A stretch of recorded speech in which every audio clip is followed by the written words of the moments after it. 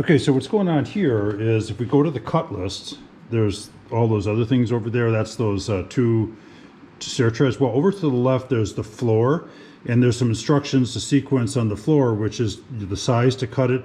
But then there's also a note that once it's been cut, it's actually slightly undersized as well, as just like the splines. But then mark an inch in from each end. So we're going to come in 1 inch. We only need to mark in one direction. In fact, you only need to do it one time, because then what we're going to do is we're going to take a 45 off of there, and it doesn't hurt to take a little more.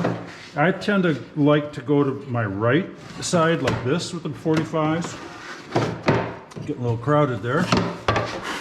Basically, I'm going to use the detent on there, and then my 45, if you can see, is right there. And then once I have that set to go where I want it, then all I need to do is make a pencil mark on the saw itself. You can see I've done it before, but I'm just going to make a pencil mark right there. And then all I get to do for every sheet after that, watch out, those little guys that can fly. But from that point forward, I'm just going to put it on the pencil mark. Make my cut. It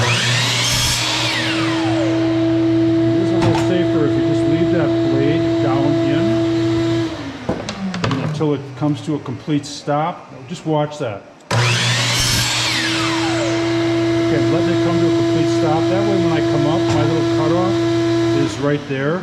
Otherwise, if the blade is still spinning, when that blade comes up, the teeth like to pick that piece up from underneath, and that's when it sends it in all kinds of directions, okay? So, again, stopping it.